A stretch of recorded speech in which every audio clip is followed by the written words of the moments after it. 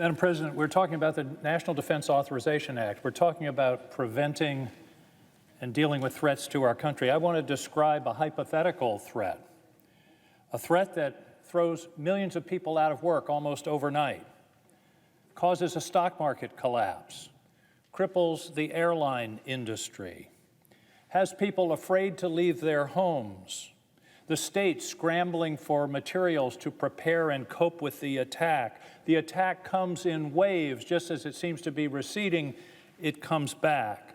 It's difficult to know the sources of the attack. The country is divided. There are conspiracy theories and polarization and politicization of this awful situation. Madam President, I'm not describing the pandemic. That's what we've experienced. I'm describing a potential catastrophic cyber attack on this country. Everything that I listed would be part of what would happen in the case of such an attack, plus our networks would likely be down. No more working from home, no Zoom, no meetings. The economy, the effect on the economy would be twice, at least, the effect of the coronavirus. The electric grid could likely be compromised. The electric grid, people think about the lights, but in the South, electricity is necessary for air conditioning. In the North, electricity is necessary for firing oil and gas-fired furnaces. We're talking about no air conditioning and no heat.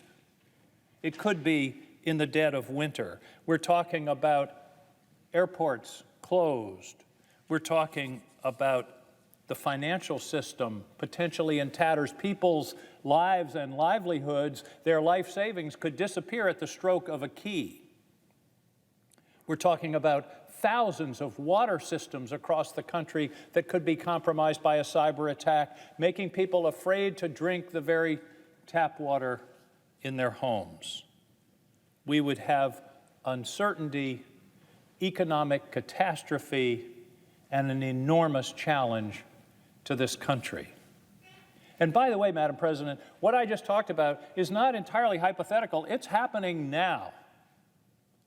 Our financial system is under attack. I talked to a utility executive recently whose system is being cyber attacked 3 million times a day. Today. I've talked to small banks in Maine who are being attacked thousands of times a day. We've had ransomware attacks on our towns and cities across the country. They've hacked our OPM, the Office of Personnel Management, and gotten the personal data of millions of American citizens. And of course, we know about the attacks on our election infrastructure and the danger of those attacks continuing and escalating. The financial system is at risk, the energy grid is at risk, the transportation sector is at risk. Mr. President, this is a very serious and immediate challenge.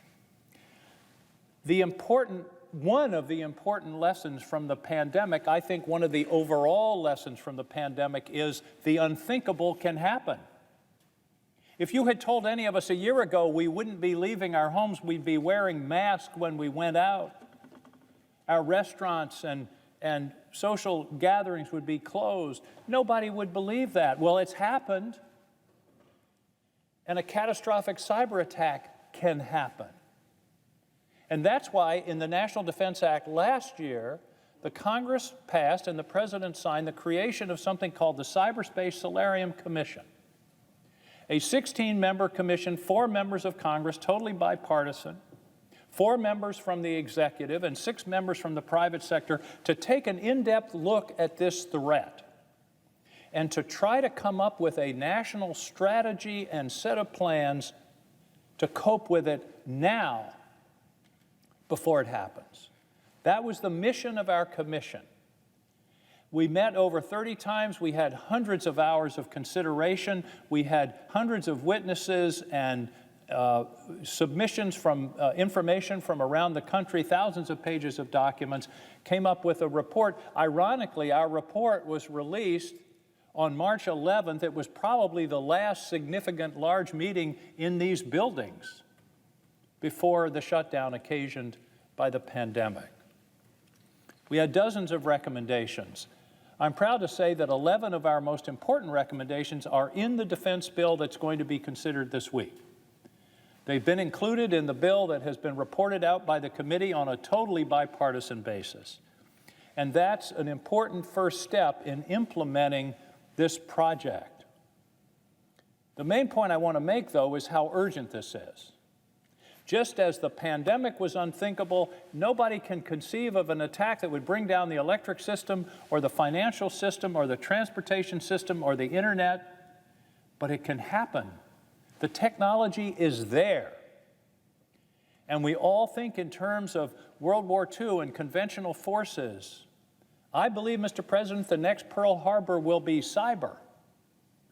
That's going to be the attack that attempts to bring this country to its knees. And as we've learned in the pandemic, we have vulnerability, and we have to prepare for it. So we've got amendments in the defense bill that relate to the Department of Defense, and that's good. But one of the issues with this subject matter is it's spread across the government, both in the executive sector and here. And we've got 18 or 20 amendments that are pending that we hope we're going to be able to improve and get into this bill with the clearance of other committees.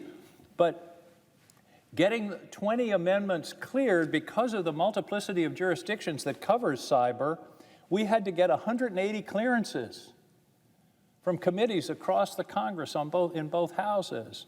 And that indicates how fractured this policy process is. And the same thing is true in the executive branch. The authority for cyber is in Homeland Security, it's in the CIA, it's in the FBI, it's in the NSA. It is scattered throughout the government.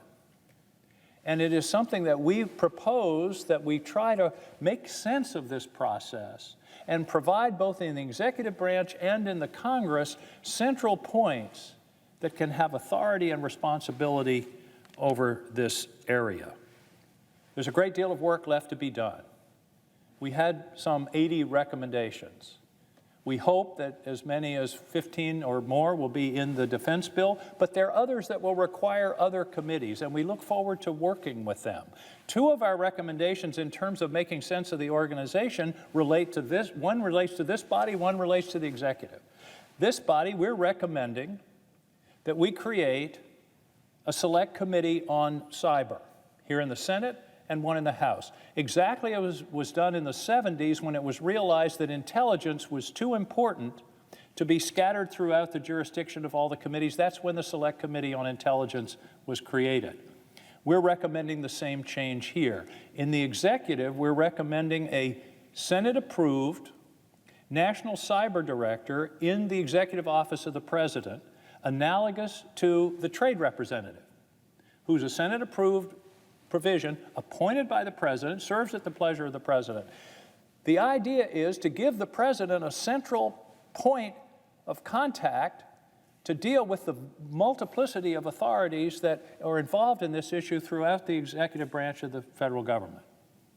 One of my principles of business when I was doing contracts and working in business was, I want one throat to choke. I want one place where I can go to hold someone accountable and to hold them accountable not only for reacting, but for planning. And that's what we're proposing to be brought forward, and we hope that we're going to be able to earn the support of the administration. The commission, as I mentioned, had 4 members of Congress, 4 members from the executive branch who made significant contributions, and 6 members from the private sector. We had unanimous recommendations after an enormous amount of work and serious thought by very serious people from across this country. There's plenty of work left to be done. I want to thank the committee chairs and the leads and the staff and all of those who have worked with us to get these recommendations this far.